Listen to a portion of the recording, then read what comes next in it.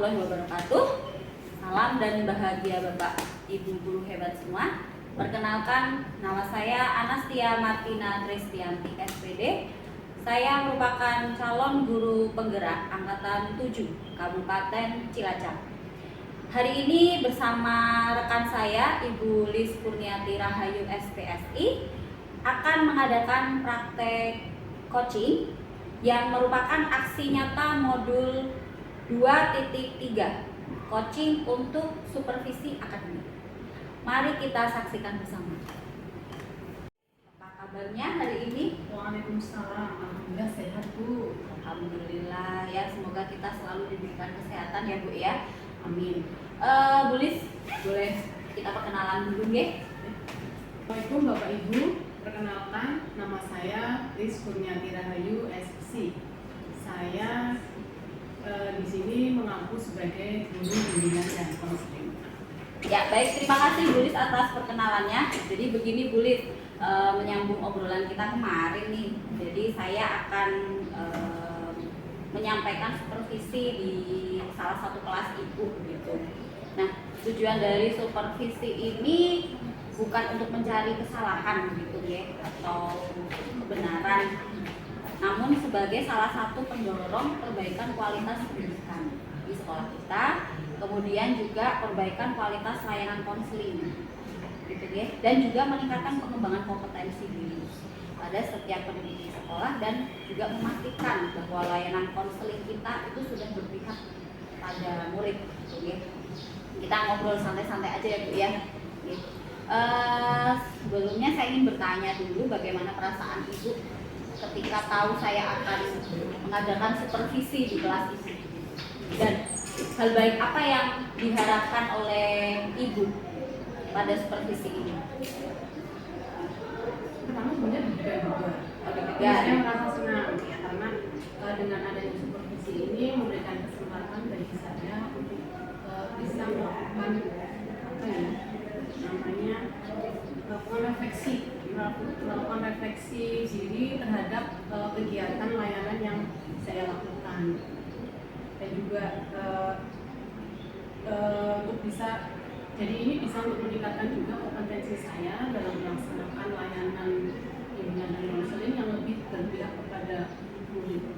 Oke, nah tadi Ibu Lis menyampaikan bahwa ini salah satu peningkatan kompetensi begitu ya Bu ya.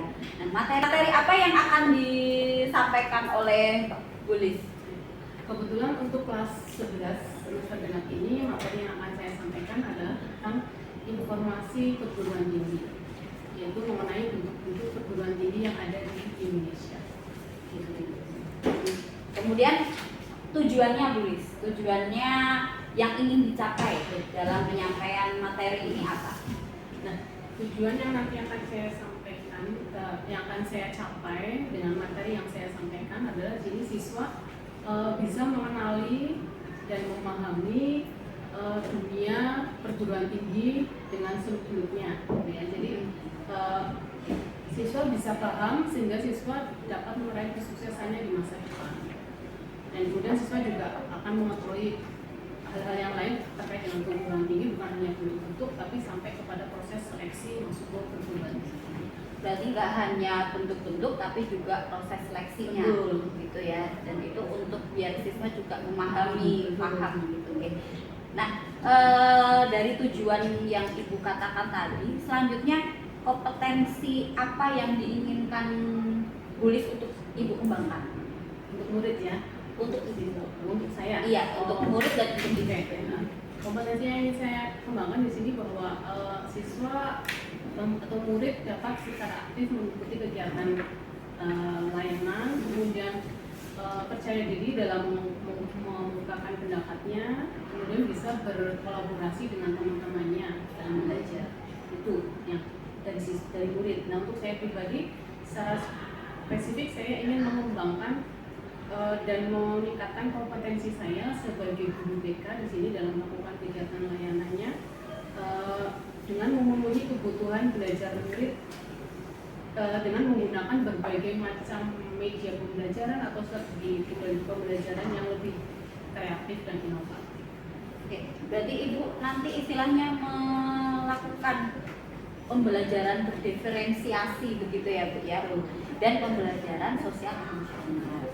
Nah, apa yang menjadi indikator ketercapaian layanan ini?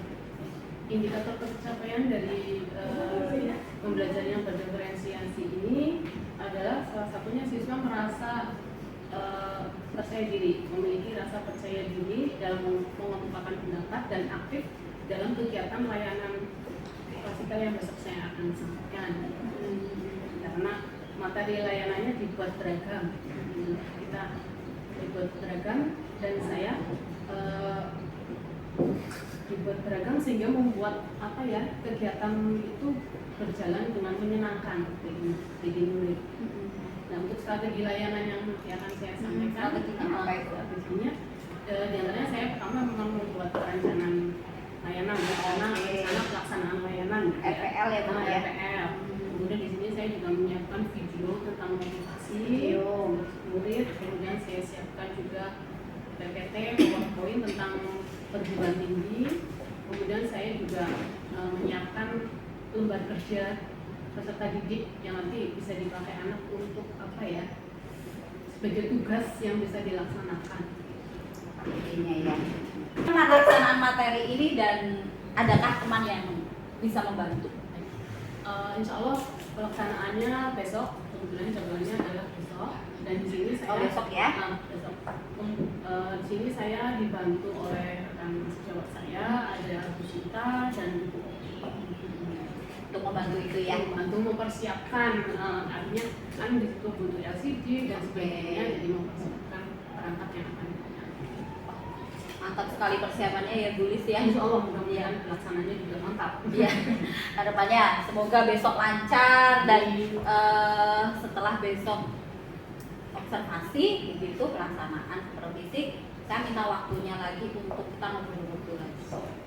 Ya, demikian tadi percakapan pra-observasi coaching supervisi akademik bersama rekan saya Ibu Lis Bunyati Rahmi. Terima kasih. Wassalamualaikum warahmatullahi wabarakatuh.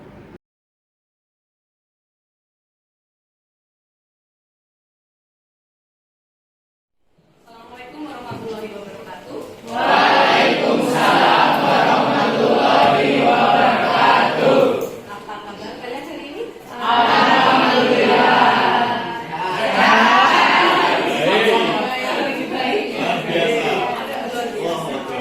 Ceria. Alhamdulillah kalian semua dalam keadaan sehat. Kita bertemu lagi dalam kegiatan layanan kita hari ini ya bersama Ibu. Berharap semua dalam keadaan sehat dan tetap semangat. Jamnya di siang hari gitu ya. Sebelum kita mulai, yang nggak berangkat hari ini ada? Betul? 3 orang? Berarti kalian semua dalam keadaan sehat. Doa kalian sehat. Oke, sebelum memulai kegiatan ini, minta tolong ada yang memimpin untuk berdoa. Silakan.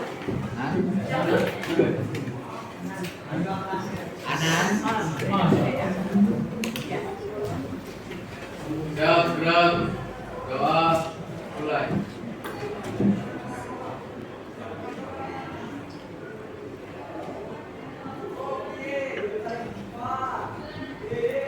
Doa selesai.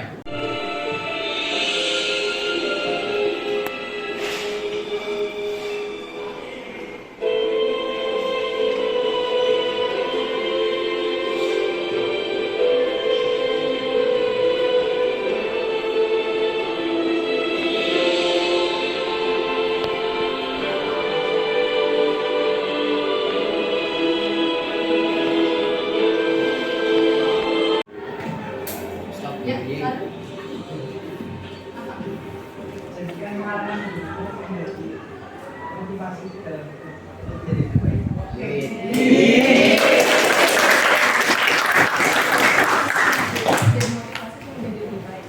Artinya ketika mendapat sesuatu yang buruk bukan berarti kita sudah selesai semuanya. Ya, kita bisa berubah. Ada yang punya pendapat lain? Pantang menyerah. Pantang menyerah, good job. Ya, pantang menyerah. Kenapa pernah mendengar contoh-contoh itu? Di TV. Untuk teknologi Bandung. Jadi disiplin ilmunya lebih ke teknologi, ya, itu ya. Terus ada IPB, di situ pertanian. Itu juga disiplin ilmunya lebih ke pertanian, itu ya.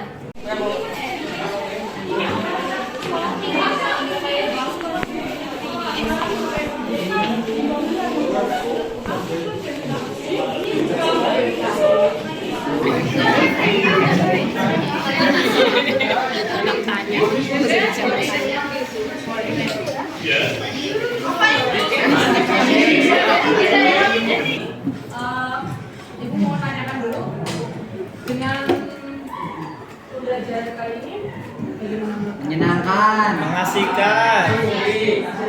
Jadi tahu. Kalian bisa mengerti Jadi universitas perguruan tinggi. gimana? Yang nggak tahu jadi tahu. Oke, ya. Ada lagi? Ada lagi? udah, Lebih menyenangkan aja ya. ya.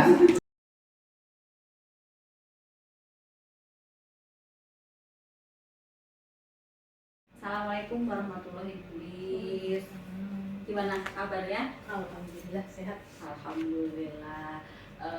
Bulis, alhamdulillah kita kemarin hari Rabu sudah melaksanakan praobservasi dan selanjutnya kita juga sudah melakukan observasi di kelas ya bersama anak-anak kelas 11 MIPA 6 ya. Nah, hari ini kita mau ngobrol-ngobrol sesuai dengan kesepakatan kita yang kemarin bahwa kita akan melakukan pasca observasi. Nah, kebetulan hari ini saya didampingi oleh Ibu PP saya, Ibu Novi, yang akan mengobservasi saya sebagai coach pada proses coaching supervisi kali ini. Nah, selanjutnya Bulis, kita refleksi dulu ya tentang pengalaman-pengalamannya Bulis, pelaksanaan, kemudian persiapannya, waktu pengamatan kemarin dan lain sebagainya. Nah, Bulis kemarin ketika Bulis mengajar, apa saja pengalaman-pengalaman yang Bulis alami dari awal persiapan, kemudian sampai ke pelaksanaan pemberian layanan klasikal ini. Terima kasih banyak. Sebelumnya saya mengucapkan terima kasih karena kemarin saya diberikan kesempatan untuk terlibat dalam supervisi akademik. Sama-sama. Jadi kemarin dalam kegiatan yang kemarin saya lakukan di kelas 11 MIPA 6 itu dalam bentuk layanan bimbingan klasikal, itu tentang pengenalan perguruan tinggi. Jadi tentang bimbingan karir, tentang pengenalan perguruan tinggi pada siswa. Nah, dalam pelaksanaan yang kemarin, saya sebelumnya melakukan sebuah perencanaan, yaitu membuat RPR, kemudian menyiapkan media pembelajaran, berupa video motivasi, kemudian ada juga tayangan PowerPoint, dan juga ada persiapan untuk kegiatan dengan menggunakan post-it Ya, itu warna-warni sekali kemarin, meriah sekali. bisa membuat anak semangat mengerjakan. Kemudian dalam pelaksanaannya sebagaimana sesuai dengan urutan sintak dalam RPL, saya melaksanakan yang pertama adalah mengucapkan salam, kemudian meminta salah satu anak untuk memimpin berdoa. Kemudian saya juga melakukan presensi terhadap siswa dan alhamdulillah kemarin kebetulan berkat semua. Jadi nggak ada yang tidak berangkat.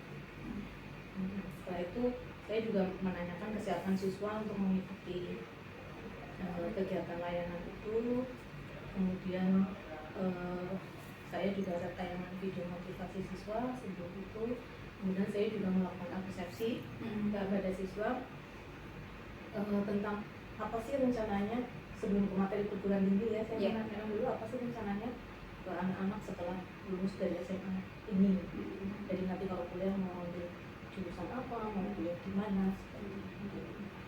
Dan sebelumnya saya juga menyampaikan tujuan dari kegiatan layanan yang saya lakukan. Itu. Berarti kemarin seru juga ya Bu ya. rame sekali. Iya, alhamdulillah. Iya. Nah, selanjutnya dari layanan klasikal yang sudah dilaksanakan oleh Bulis kemarin ya Bu ya, apa saja kira-kira yang kompetensi apa saja yang sudah tercapai dan yang belum tercapai menurut Bulis?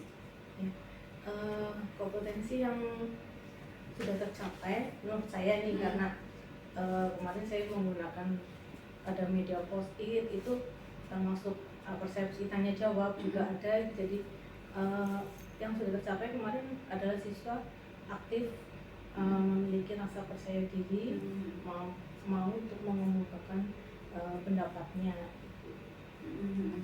dan juga bisa menjawab dari pertanyaan yang saya sampaikan. Adakah yang belum tercapai Bu? Yang belum tercapai di sini sepertinya saya kemarin kan memang media positif itu saya gunakan untuk diskusi besar, diskusi kelas. Jadi memang saya belum melakukan apa ya, artinya biar siswa itu semua aktif gitu kan mungkin harus dibagi dalam kelompok-kelompok. Jadi kemarin saya memang belum melakukan diskusi kelompok, jadi saya mungkin belum melakukan pembelajaran berdiferensiasi ya, yang sesuai dengan itu. Jadi karena memang masih ada beberapa siswa yang ternyata belum aktif dengan model yang diskusi kelas itu gitu. Jadi saya itu yang belum saya lakukan mungkin.